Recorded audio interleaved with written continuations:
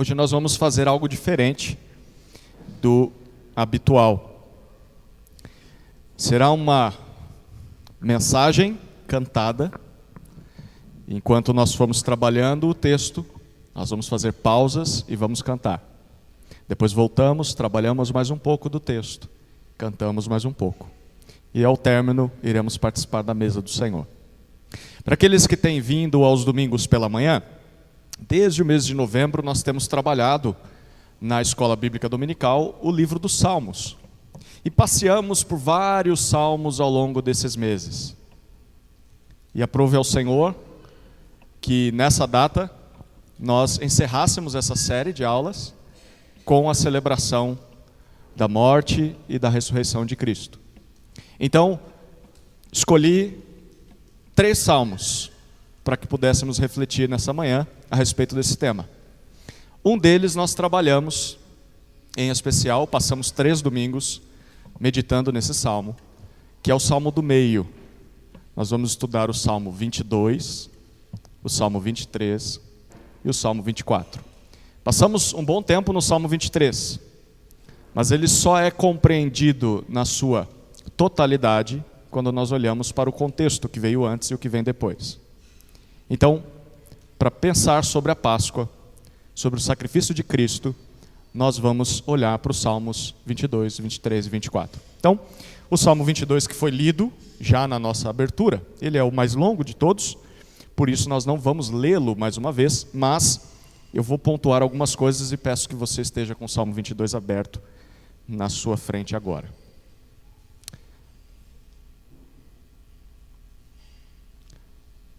Salmo 22. Se você reparar bem, Salmo 22, Salmo 23, Salmo 24, são escritos pelo rei Davi. Logo na introdução do Salmo você lê isso, Salmo de Davi. Davi foi rei em Israel. Nós conhecemos talvez a maior parte da história de Davi, quase todos nós conhecemos isso. Davi foi pastor de ovelhas quando jovem. Davi foi aquele que Deus escolheu para ser o rei de Israel, porque ele tinha rejeitado Saul.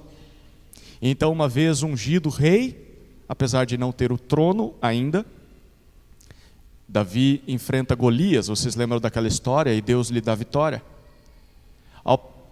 Em resultado a isso, Saul faz com que Davi se aproxime dele. Nós lembramos de algo muito peculiar na história de Saul, que é quando um espírito maligno vem sobre o rei, e então os servos dele sugerem que alguém toque uma harpa, dedilhe uma harpa para acalmar o seu espírito, e esse alguém é Davi.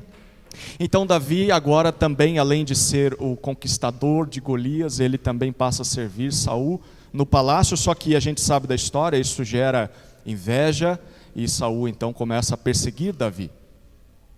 Davi passa um bom tempo da sua caminhada fugindo de Saul, vivendo nos desertos, muitas vezes passando medo, fome, frio, solidão, bons longos anos no deserto. Até que Saul morre e então Davi assume o trono de Israel e ele enfrenta ou desfruta de um bom período de prosperidade em Israel. Apesar de inimigos, Deus lhe dava vitória no campo de batalha. E Davi então estabelece o seu reino. Diversos inimigos Davi teve. E nós sabemos que quando as coisas estavam bem, Davi baixou a guarda, Davi pecou, não uma vez, várias vezes. Ele sofreu muito com isso. A sua família sofreu muito com isso. O reino sofreu muito com isso, em consequência aos seus pecados. E uma dessas consequências foi a revolta do seu filho Absalão. Davi não era presente na vida dos seus filhos, e por causa de seus pecados, Absalão toma o trono, e agora então Davi é perseguido pelo próprio filho. E também passa um bom tempo fugindo mais uma vez. Até que Absalão é morto e ele volta para Israel em luto, porque perdeu o seu filho. E a história de Davi termina com mais um pecado. pelo menos narrado em Reis, em Samuel e Reis. Davi manda fazer um censo, conta o povo, não era para ele fazer isso, era para confiar em Deus nas batalhas. E Deus disciplina o povo com uma praga. E Davi vê também o povo sofrendo por causa do orgulho, por causa dos desejos do seu coração. Esse é Davi e é esse homem que está compondo os Salmos 22, 23 e 24. Não sabemos quando foi que ele os escreveu, mas sabemos que essa foi a sua história. E quando lemos esses salmos, conseguimos perceber ou imaginar algumas dessas circunstâncias. Esse livro dos Salmos, como nós falamos aos domingos de manhã, o livro todo, 150 salmos, eles foram organizados na ordem que estão na nossa Bíblia, muito tempo depois de Davi. Na sua época, Davi escreveu esses salmos, mas ele não imaginava que eles estariam um atrás do outro, exatamente como está na nossa Bíblia. Lá por volta do ano 500 a 300 antes de Cristo, o povo de Israel faz ou compõe o livro dos Salmos. São pessoas que voltaram do exílio na Babilônia. O exílio este que começou com a queda do seu filho Salomão. Salomão, por causa de sua má gestão, o reino é dividido em duas partes, o reino do norte e o reino do sul. O reino do norte é dominado pela Assíria e dizimado, não existe mais esse povo, eles agora estão mesclados com outros povos. E o único povo que continua, vez ou outra, temendo a Deus é o reino do sul. Até que o reino do sul também seguiu os mesmos caminhos do reino do norte e é conquistado pela Babilônia. Muitos são levados para terra estrangeira e ficam por 70 anos como prisioneiros de guerra. Depois de 70 anos, conforme a palavra de Deus, eles voltam do exílio para a sua terra. E quando eles voltam, está tudo destruído. O templo, os muros, e eles começam a reconstruir de forma limitada. Não há recursos, não há muitas pessoas. Os muros, a gente fica imaginando na época de Esdras e Neemias, que os muros, eles levantaram grandes muralhas, coisa nenhuma, era uma pedra, outra pedra, e ficava mais ou menos dessa altura, era mais simbólico do que magnífico. Para eles aquilo trazia a ideia de que estamos reconstruindo a nossa vida, depois de tanto sermos disciplinados por nossos pecados. O povo está ali na terra de Israel, mas a terra já não é mais deles. Eles estão agora debaixo de outro império, eles têm de pagar altos impostos, eles são minoria, eles não têm mais rei, eles só têm esperança.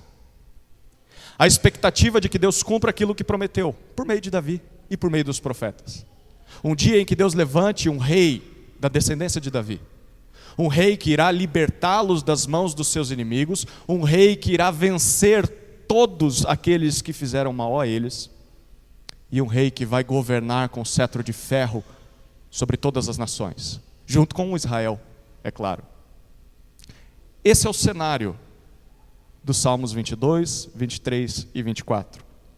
Os compositores, colocando esses salmos exatamente onde estão, querem dizer para os leitores da sua época algo que Deus fez no passado. O livro dos Salmos é organizado em 5 livros menores. O primeiro livro vai do capítulo 1 até o capítulo 41. E nesse livro em especial, esses organizadores que querem trazer esperança para o seu povo depois do exílio, querem lembrá-los da história de quando Deus libertou o seu povo, antes de Davi.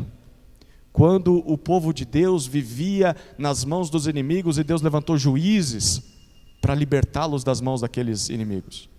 Samuel foi um desses juízes, o último dos juízes. Foi-se levantado Saul, mas Saul foi um mau rei, e Deus libertou o povo das mãos de Saul, colocando o reino nas mãos de Davi, e Deus libertou Davi dos seus inimigos, para que ele pudesse reinar. Então os Salmos de 1 a 41 nos contam essa história, nos lembram essa história, de como Deus libertou o seu povo. E os Salmos 22 a 24 estão dentro desse livro. Nesses Salmos nós vemos a descrição do rei, o ungido do Senhor, aquele que é o escolhido de Deus para governar sobre o seu povo. Na época é Davi quem está escrevendo. E esses salmos descrevem como o rei de Deus, o que ele experimentou, ou o que ele irá experimentar, porque há descrições futuras a respeito dele. Obviamente, esses salmos apontavam para alguém maior do que Davi. Porque Davi, apesar de ter sofrido muito, Davi não experimentou algumas coisas que nós vamos ver nesse salmo. Ele estava falando de si, mas ao mesmo tempo estava falando de alguém melhor do que ele, alguém maior do que ele. Davi estava falando do Messias. Davi estava falando daquele que seria o Salvador de Israel, daquele que seria o rei do mundo, e não só o rei de Israel. O que Davi fala nesses salmos? Para ficar bem fácil de memorizar, Salmo 22, ele apresenta a calamidade do rei. A calamidade do rei. Salmo 23, ele apresenta a confiança do rei. E Salmo 24, a coroação do rei. A calamidade, a confiança e a coroação. Salmo 22, então, calamidade do rei. O Salmo 22 é um dos salmos mais citados no Novo Testamento. E você percebe que ele se divide naturalmente em 3 partes. A primeira parte é a descrição do sofrimento do rei, versículos 1 a 10. Se você perceber nos versículos 1 a 10, nós vemos 2 descrições do sofrimento do rei. A primeira está nos versículos 1 a 5. E logo nos versículos 1 e 2, ele diz: eu estou completamente desamparado. Deus meu, por que me desamparaste?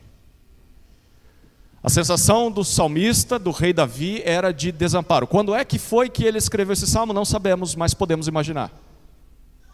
Algum momento em que ele estava completamente sozinho, é assim que se sentia. Longe de amigos próximos e pior, distante de Deus. Como se Deus tivesse virado as costas para ele. Ainda assim, nos versículos 3 a 5, ele diz: apesar de eu me sentir desamparado, o Senhor é santo. Ele diz isso no versículo 3, contudo, tu és santo, entronizado entre os louvores de Israel. E ele diz não só que Deus é santo, mas ele diz, o Senhor é confiável. É isso que ele diz no versículo 4, os nossos pais confiaram em ti, confiaram e o Senhor os livraste, a ti clamaram, e o Senhor os libertou, eles não foram envergonhados. Perceba o dilema de Davi. Eu estou desamparado, é assim que me sinto, mas Deus não mudou. Deus continua santo e continua confiável. Na segunda maneira de descrever o seu desamparo, a sua calamidade, versículos 6 a 10. Primeiro ele agora diz, eu não estou só desamparado por Deus, mas eu estou desamparado pelos homens. Olha os versículos 6 até 8. Mas eu sou verme e não um ser humano. Sou afrontado pelos homens, eu sou desprezado pelo povo. As pessoas me veem, zombam de mim, elas fazem careta, elas dizem para mim, olha, você confiou em Deus, e onde Deus está agora?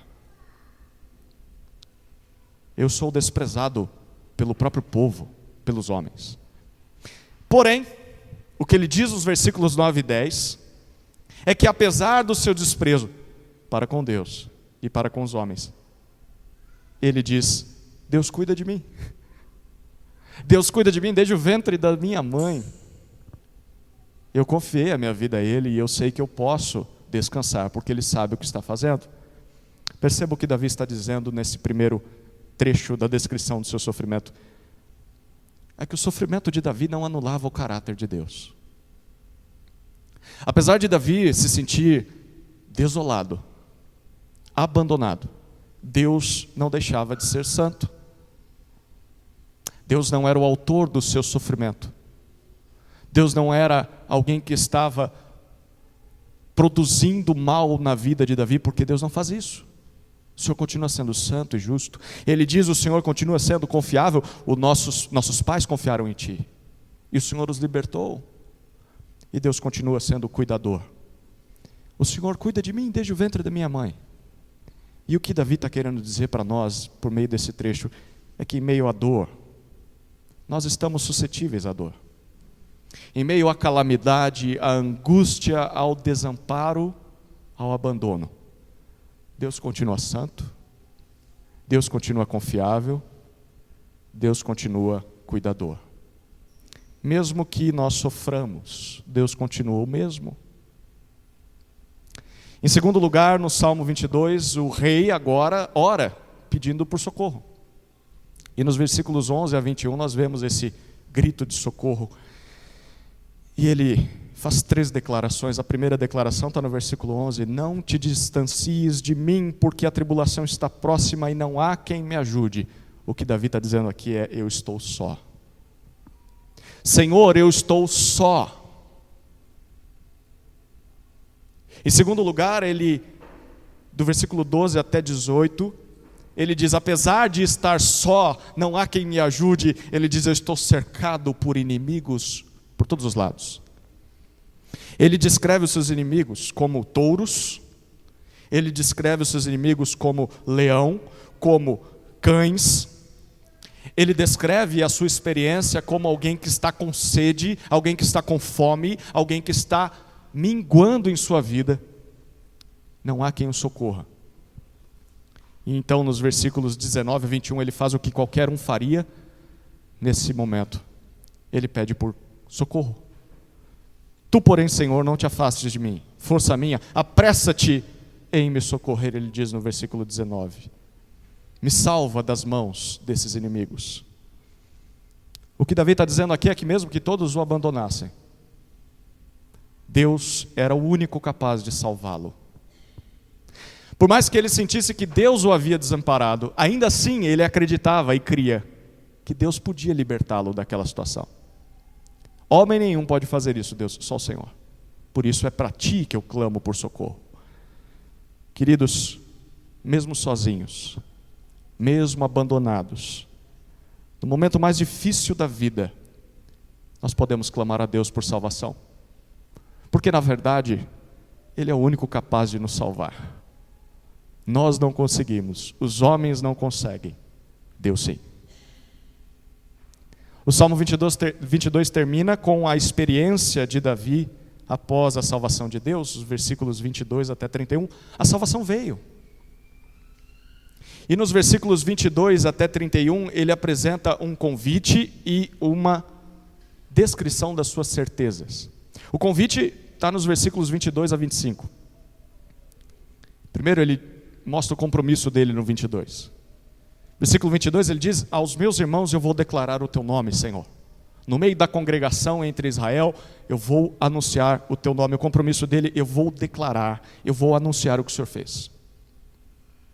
Em segundo lugar, ele faz o convite, 23, 24.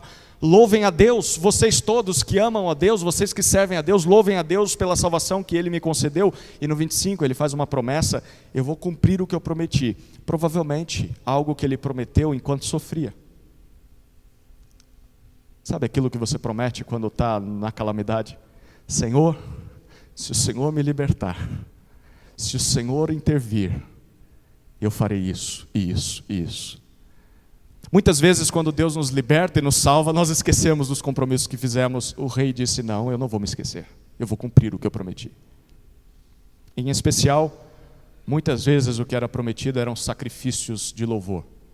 Eu vou buscar o Senhor junto com o teu povo, Deus. Depois disso ele apresenta as certezas dele. A partir do versículo 26, o Salmo agora começa a ganhar contornos mais coloridos, mais alegres. A primeira certeza está no versículo 26. Ele diz: os sofredores hão de comer e fartar-se. Louvarão o Senhor aqueles que o buscam. Que o coração de vocês viva para sempre. Davi está dizendo: Deus dará vida aos sofredores. Eu tenho certeza disso. Aqueles que sofrem desfrutarão de vida. Segunda certeza está nos versículos 27 e 28. Deus reinará sobre todos os povos, é o que ele diz. Os confins da terra vão se lembrar do Senhor, vão se converter a Ele, vão se prostrar a Ele, todas as famílias da terra, porque o Senhor é o Rei sobre todos os reis. Terceira certeza dele está no versículo 29. Deus será adorado por todos, sejam ricos, sejam pobres, todos vão se prostrar diante dele. E por fim, a última certeza: Deus será servido por todas as gerações. Versículos 30 e 31. A posteridade te servirá. Os filhos dos filhos dos filhos dos filhos vão louvar o Senhor. Davi está convidando aqui outras pessoas a desfrutarem da mesma salvação que ele experimentou, porque essa salvação certamente chegará. Queridos, uma vez salvos por Deus, uma vez alvo da misericórdia de Deus, eu e você devemos convidar outros a desfrutarem da mesma salvação. Devemos cumprir os votos que fizemos na hora do sofrimento, porque um dia todos os que confiam em Deus e todos que confiam no Rei de Deus também vão encontrar salvação. Que outros também desfrutem disso. Esse é o Salmo 22. Se poderíamos resumir o Salmo 22 em uma frase, talvez a respeito da calamidade do rei, seria: após ser desamparado por Deus e pelos homens, o rei, o ungido de Deus, foi salvo e anunciou a salvação futura aos homens, a salvação de Deus aos homens. É impressionante como Jesus cita esse salmo na cruz, você lembra? Deus meu, por que me desamparaste? Quando Jesus cita isso na cruz, o que Jesus está fazendo com o Salmo 22? Jesus está trazendo o Salmo 22 para si. E ele está dizendo: Davi estava descrevendo o seu sofrimento, mas na verdade ele estava profetizando o meu sofrimento. Davi estava falando de mim. Jesus, naquela cruz, ao citar o Salmo 22, se identifica com o rei que, apesar de desamparado por Deus e pelos homens, será salvo, como Davi foi salvo. Um rei que não só será salvo, mas anunciará a salvação de Deus aos homens.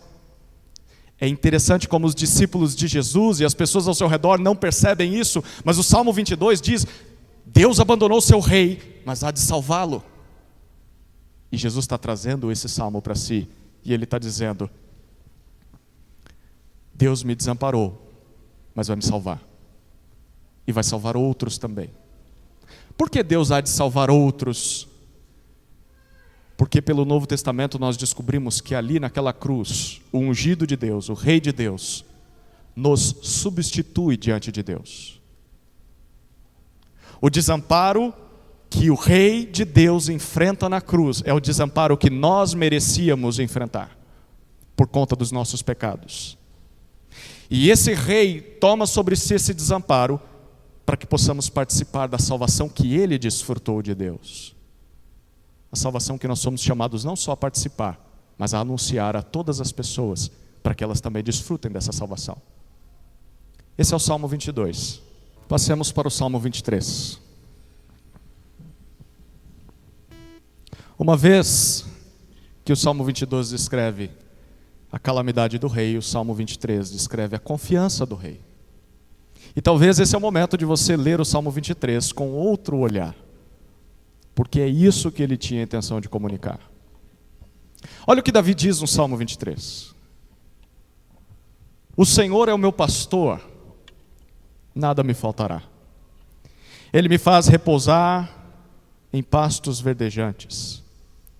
Leva-me para junto das águas de descanso, refrigera minha alma, guia-me pelas veredas da justiça por amor do seu nome. Ainda que eu ande pelo vale da sombra da morte, não temerei mal nenhum, porque tu estás comigo. O teu bordão e o teu cajado me consolam. Preparas-me uma mesa na presença dos meus adversários, unge a minha cabeça com óleo, o meu cálice transborda. Bondade e misericórdia certamente me seguirão todos os dias da minha vida, e habitarei na casa do Senhor para todo sempre.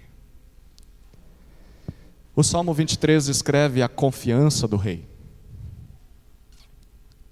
Há 3 certezas que o rei tem enquanto está diante da calamidade.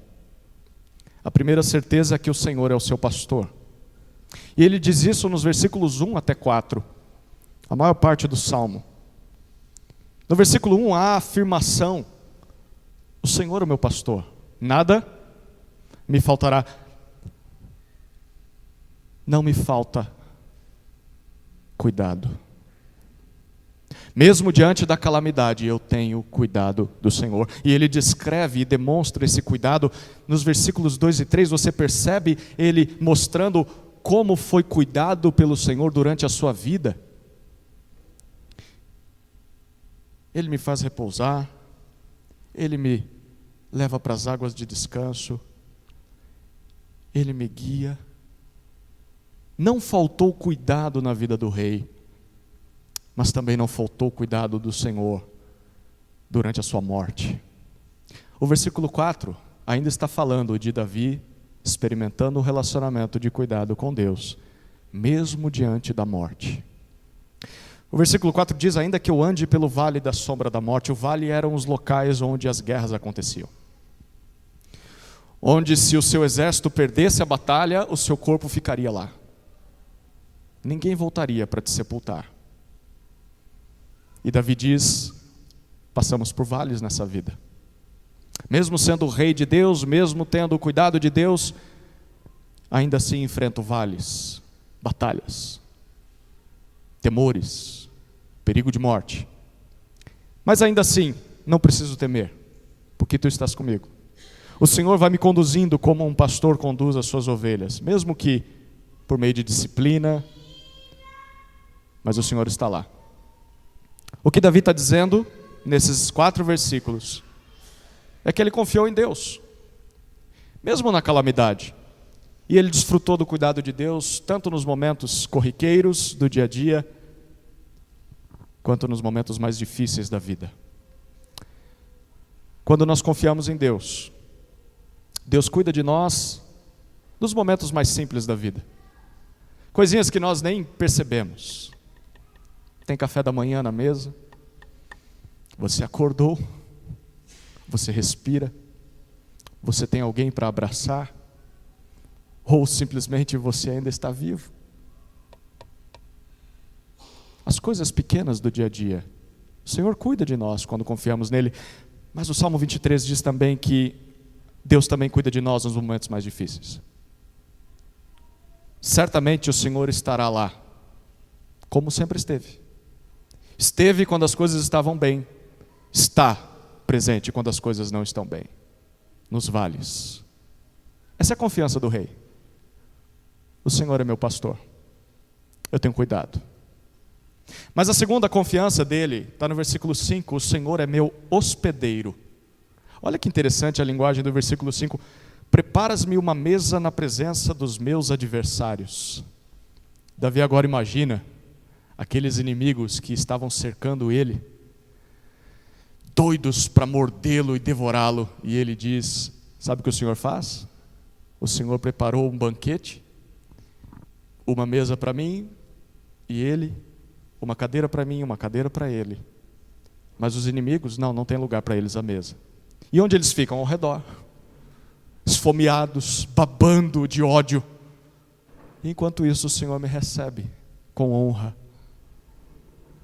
E eu sou tratado com honra por causa do que ele diz, o Senhor unge a minha cabeça com óleo. Era uma maneira de você receber bem um visitante naquela época. Você lembra que Jesus certa vez entrou na casa de um fariseu e ele não ungiu Jesus com óleo? Era uma maneira de se dizer, você é bem-vindo, eu te estimo muito, quero ter você por perto. E não é só isso que Davi diz, quando o Senhor o recebe na sua presença, o Senhor diz, não vá embora. É o que termina o versículo 5 dizendo, unges-me a minha cabeça com óleo, o meu cálice transborda. Isso é bem comum na Bahia e em Minas também, né? Você vai na casa de alguém, a pessoa não quer que você vá embora. O que ela faz? Vai enchendo sua caneca de café, de suco, de chá, seja lá o que for. Você só vai embora quando não tiver mais nada para comer ou beber. Não é assim? Era assim naquela época. Se a pessoa não quer você em casa, ela não vai nem te dar lugar à mesa. Quanto mais te oferecer um cafezinho. Mas Davi está dizendo, eu confio no Senhor. E o Senhor me trata tão bem que diz, não precisa ir embora, Davi. Fica aí. Seu cálice transborda. Davi está dizendo que Deus o tratou com honra, mesmo diante dos seus inimigos. Queridos, mesmo que nós tenhamos inimigos,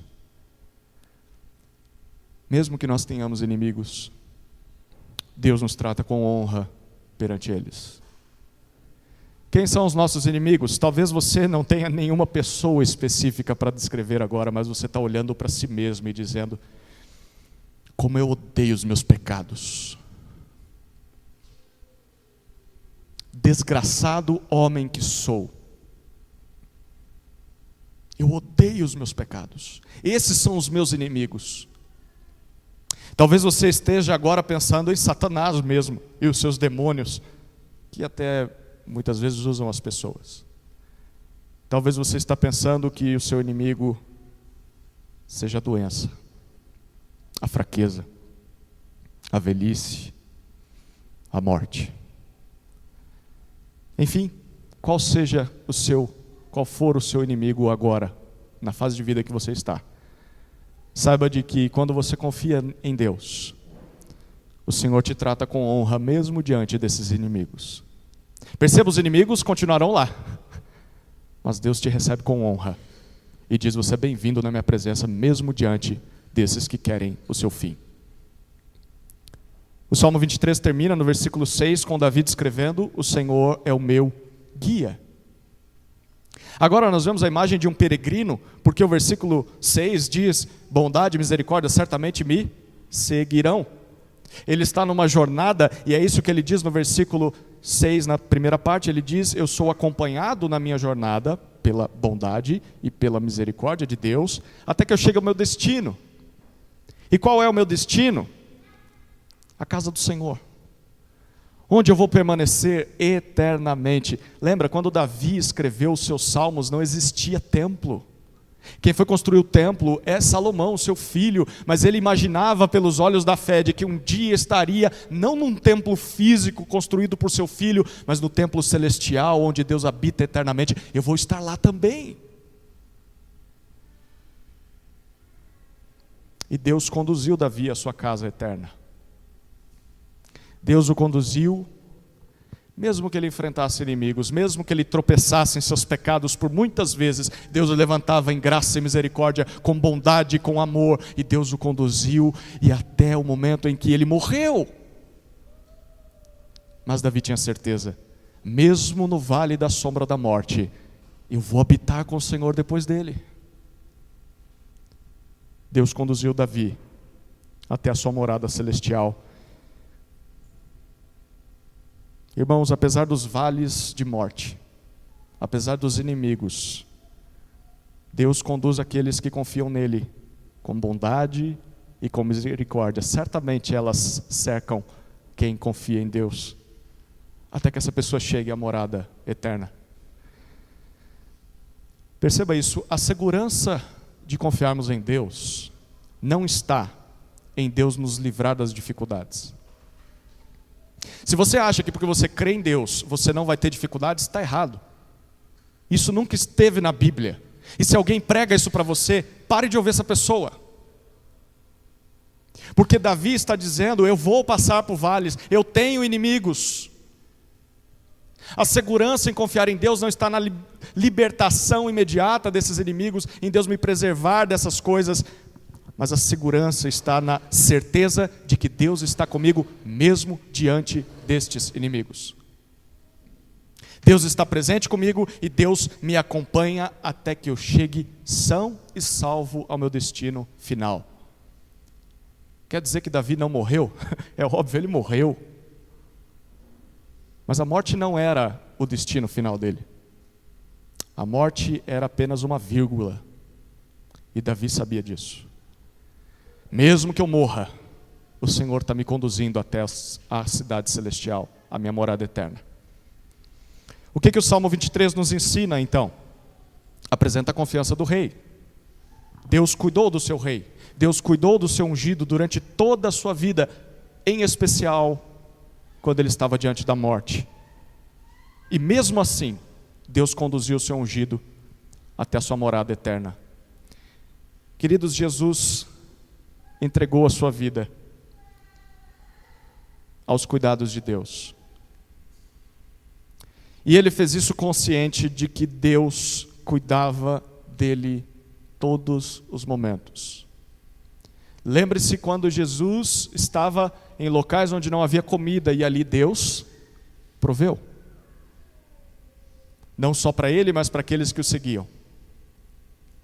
Quantas não foram as vezes em que nós olhávamos, isso aqui não tem saída, e Jesus, pelo cuidado de Deus, era preservado. Até o momento em que Jesus é condenado injustamente, traído, julgado, pendurado em uma cruz. E o que nós podemos imaginar é Jesus orando o Salmo 23. E o Salmo 23 sendo ressoado naquela tumba, no sábado, quando ele estava morto. Deus cuida do seu ungido, mesmo na morte. O fato de Deus ter cuidado de de Jesus durante toda a sua vida, dava certeza para ele de que ele iria vencer a morte. Ele iria ressuscitar e Jesus habitaria com Deus eternamente. Queridos, o Salmo 23 está falando que o Rei de Deus, o ungido de Deus, demonstrando o que significa confiar em Deus, ele sofreu, ele morreu, ele teve inimigos durante todo o percurso, mas ele foi cuidado por Deus e ele foi conduzido por Deus até a morada eterna. E isso acontece com todo aquele que confia no Rei de Deus também. Deus nos acompanha com bondade, com misericórdia, mesmo em dia de trevas. Deixa eu dizer uma coisa: quando você confia em Cristo, mesmo que você morra, um dia você há de ressuscitar. Amém? Chegamos ao Salmo 24. Salmo 22 descreve a calamidade do rei. Salmo 23 descreve a confiança do rei. Salmo 24 descreve a coroação do rei. Aquele que ressuscitou ao terceiro dia. O que aconteceu com ele? Observe o Salmo 24. Ao Senhor pertence a terra e a sua plenitude, o mundo e os que nele habitam.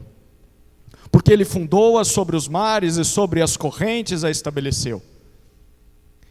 Quem subirá ao monte do Senhor? Quem há de permanecer no seu santo lugar? O que é limpo de mãos e puro de coração, que não entrega a sua alma à falsidade, nem faz juramentos com a intenção de enganar, este receberá do Senhor a bênção e a justiça do Deus da sua salvação. Esta é a geração dos que o buscam, dos que buscam a face do Deus de Jacó. Levantem as suas cabeças, ó portas, levantem-se, ó portais eternos, para que entre o Rei da Glória. Quem é o Rei da Glória? O Senhor, forte e poderoso, o Senhor poderoso nas batalhas. Levantem as suas cabeças, ó portas, levantem-se, ó portais eternos, para que entre o Rei da Glória. Quem é este, o Rei da Glória? O Senhor dos exércitos, Ele é o Rei da Glória. Mais um salmo de Davi. Mas nesse salmo, nós somos apresentados a 3 cenas. A primeira cena é uma declaração no versículos 1 e 2, e a declaração basicamente diz: o Senhor, Deus, é dono do mundo, porque Deus o fez. E logo de cara o salmo já deixa muito claro uma coisa: Deus não precisa de ninguém. Deus não precisa dos homens.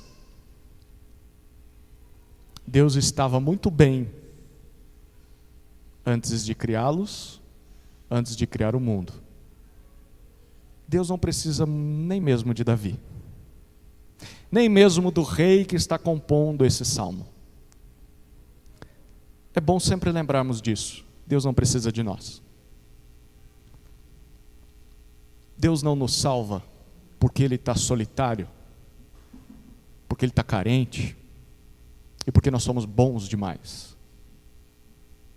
Deus não fez tudo o que fez naquela cruz para preencher um vazio que havia nele, não. Deus não precisa de nada e de ninguém. A Ele pertencem todas as coisas. Ainda assim, o Senhor nos convida a viver com Ele. Olha o que Ele faz na segunda cena. Davi apresenta uma pergunta. Quem, versículo 3, quem vai poder subir no monte do Senhor e permanecer na presença do Senhor. Tudo bem, Deus não precisa de nós, mas Deus nos convida a habitar com Ele. Quem é que consegue? Quem é que pode passar pelo portão? E não só passar pelo portão, mas ficar lá. Bom, há uma descrição das qualificações. Versículos 3 e 4 mostram isso. Na verdade, versículo 4. Alguém que é limpo de mãos, alguém que é puro de coração, alguém que não entrega a sua alma à falsidade, alguém que não faz juramentos com a intenção de enganar. Em outras palavras, o rei está dizendo, só pode entrar na presença de Deus e permanecer na presença de Deus alguém que tenha uma vida perfeita. Alguém completamente irrepreensível. O que Davi está pintando para nós é uma festa de gala, uma celebração eterna. E ele diz, quem tem a roupa adequada para essa festa? Essa é a roupa adequada. Perfeição. Todos são convidados, mas quem consegue? Quem consegue se vestir dessa forma? O versículo 5 e o versículo 6, ele apresenta algumas recompensas. Ele diz, olha, se você conseguir se vestir dessa forma, se a sua vida for dessa forma, então você vai receber a bênção do Senhor. Deus há de aplicar a sua justiça sobre a sua vida. Essa é a geração dos que o buscam. Nada menos do que perfeição. Só pode habitar com o Deus perfeito quem for perfeito como o Deus perfeito. Deus não precisa de mim e de você, mas nos convida a participarmos da festa, que é a sua presença. Mas ele diz, é necessário pureza. É necessário perfeição. Nem Davi conseguiu atingir isso. É por isso que o Salmo 24, apesar de ser escrito por Davi, ele não está falando dele. Ele está falando de alguém maior do que ele. Quem é esse alguém? Ele vai falar daqui a pouco. Mas é bom que a gente pense nisso. Você já ouviu esse convite? Já ouviu o convite de Deus dizendo, não preciso de você, mas quero você. Venha. Venha cear à minha mesa, venha participar da eternidade ao meu lado, venha desfrutar de bênção, venha desfrutar de justiça. Você não quer isso? Sim, eu quero. Você já atendeu esse convite? Você precisa pensar sobre isso. A Páscoa só faz sentido se você atendeu a esse convite. Mas quando você atende esse convite, você esbarra naquele que está na porta. E aquele que está na porta diz assim, espera aí, mas você tem roupa suficiente para entrar aqui? Cadê suas vestes limpas? Cadê a sua pureza? Você quer habitar com o Senhor, mas cadê a sua perfeição? Quem ouviu o convite de Deus para participar da eternidade com Ele e tem o desejo de participar, chega ao ponto de perceber que é incapaz, que é insuficiente. É necessário que haja esse reconhecimento. Eu não consigo. Eu até quero, mas não posso. Não dá. O que fazer então? Onde encontro essa roupa para comprar? Como é possível alcançar perfeição para então estar pronto para estar diante do meu Deus durante toda a eternidade? Só um consegue. E esse um está descrito nos versículos 7 a 10, é a terceira cena. A descrição da entrada triunfal do único capaz de aceitar esse convite. O único capaz. Olha o que diz os versículos 7 e 8. Levantem as suas cabeças, ó portas. Levantem-se, ó portais eternos. Abram os portões, para que entre aquele que está qualificado, o Rei da Glória. E então nós perguntamos, quem é o Rei da Glória? Se não é Davi, quem é o Rei da Glória? A resposta, no versículo 8, é o próprio Senhor. O Senhor forte e poderoso, o Senhor poderoso nas batalhas. Percebeu? Para habitar com o Senhor, só alguém perfeito como Ele. E os portões se abrem para Ele mesmo. Só Ele pode. É a mesma coisa que é ressaltada nos versículos 9 e 10. Mais uma vez, no versículo 9, nós lemos o convite: abram os portões, para que entre o Rei da Glória. Agora o Rei já está entrando, e então nós perguntamos: quem é esse? Quem é esse que está entrando? E o Salmo do versículo 10 diz: é o Senhor dos exércitos, Ele é o Rei da Glória. Perceba, apenas o Rei da Glória, forte, poderoso nas batalhas, Senhor dos exércitos, pode entrar e pode habitar com o próprio Senhor na glória.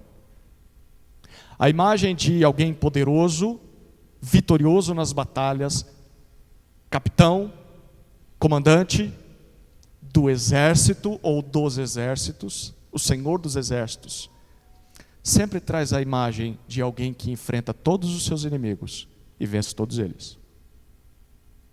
Quem é? Aquele que enfrentou todos os seus inimigos e venceu todos os seus inimigos. Quem é aquele que pode entrar pelos portais eternos e habitar e permanecer com Deus por toda a eternidade? Só alguém perfeito é capaz de desfrutar isso. Não somos nós. Então precisamos de ajuda. Quem é aquele que enfrentou todos os inimigos que temos, face a face, e os venceu? Quem é aquele que pendurou todos os nossos inimigos cravados naquela cruz, senão o nosso Salvador Jesus? Aquele que enfrentou o pecado, aquele que enfrentou Satanás, aquele que enfrentou a morte e venceu todos eles. O Salmo 24 está apontando para aquele que, por meio da sua morte e ressurreição, tem o direito de entrar pelos portais eternos. E é isso o que o livro de Atos nos descreve. Jesus ressurreto, 40 dias depois de conversar com seus discípulos, de comer com seus discípulos, de desaparecer aqui e aparecer ali,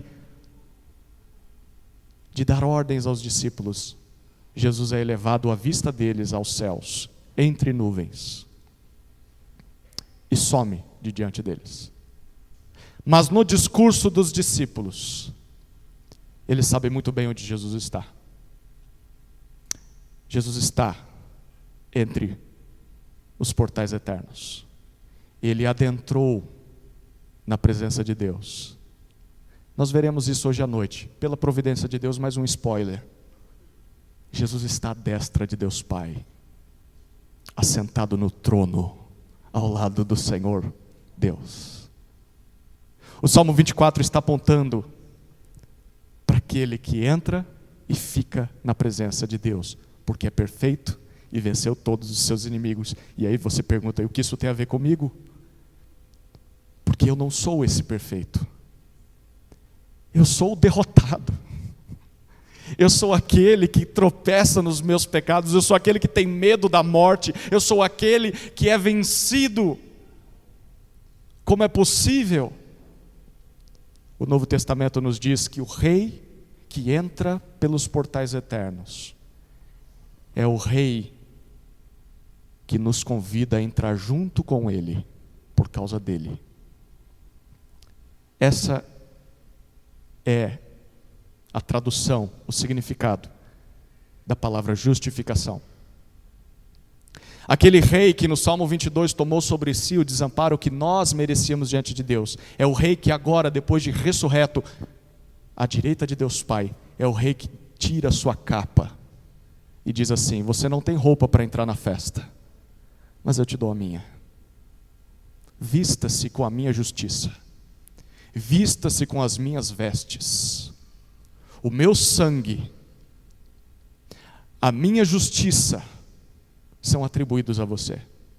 Eu morri a condenação que você merecia, e dou a você a justiça que é minha, para que você possa entrar pelos portais eternos. Quando nós cremos em Jesus, recebemos as roupas dele para a festa. Jesus nos veste, E então esse salmo se torna nosso salmo. Levantem-se, portais. Ó portas eternas, quando você partir dessa vida, se você crê em Jesus, esse salmo vai ser recitado para você. Para que entre o Rei da Glória. Quem é o Rei da Glória? Não sou eu. Eu não merecia. O meu lugar é do lado de fora. Mas o Rei da Glória diz: mas você vem por causa do que eu fiz por você. Cubra-se com as minhas vestes e vamos entrar. Consegue imaginar essa cena? Este é o Rei da Glória, o nosso Rei. Esse é o Jesus que morreu, ressuscitou e está sentado à destra de Deus Pai como nosso advogado, como aquele que intercede em nosso favor perante o Pai, dizendo: morri por ele, morri por ela, morri por aquele.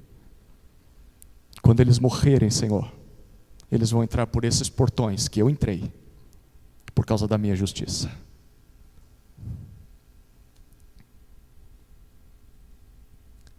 Qual é a mensagem dos Salmos 22, 23 e 24?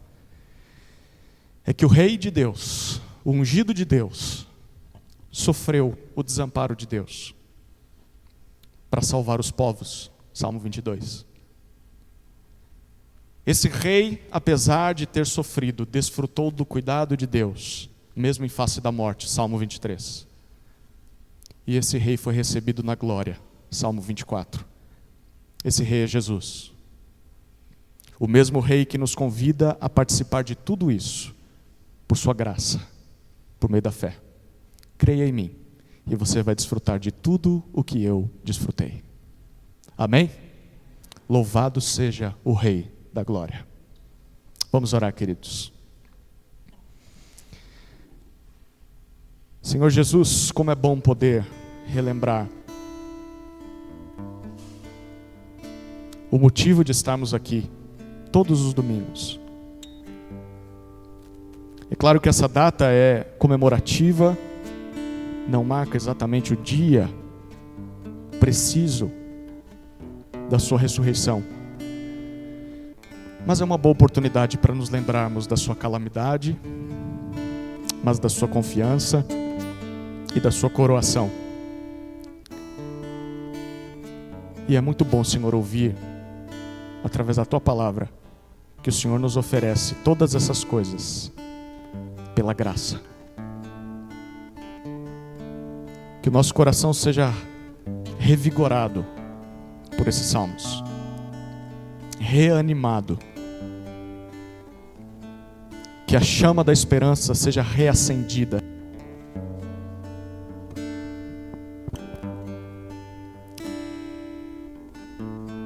que o nosso compromisso contigo seja renovado. Não vivemos apenas para essa vida, não vivemos apenas para este mundo e para nós mesmos. Temos algo muito melhor nos aguardando: a glória do Senhor, a presença do Senhor eternamente, a casa do Senhor. Que a tua bondade e misericórdia que nos cercam porque cremos em Jesus, que a tua vara e o teu cajado nos corrijam, nos levantem, nos animem para continuarmos na jornada. Ajuda-nos diante de nossos inimigos. Dá-nos da tua graça. Faça-nos lembrar do teu Rei. Mesmo sofrendo o teu desamparo, foi alvo da tua salvação. Mesmo que nós pensemos que fomos desamparados, lembremos de que por causa do que Jesus fez, seremos salvos. Um dia toda lágrima será enxugada. Um dia toda dor será aniquilada. Queremos olhar para esse dia. Queremos participar da tua mesa, lembrando do dia em que cearemos contigo. E nesse dia não haverá mais inimigos. Hoje participamos da mesa, tendo inimigos de olho, mas haverá um dia em que eles não existirão mais. Te damos graças por tudo o que aconteceu naquela cruz em especial pela ressurreição. Obrigado pelo perdão, obrigado pela justificação e obrigado por tua presença entre nós. Em nome de Jesus nós oramos. Amém. Amém.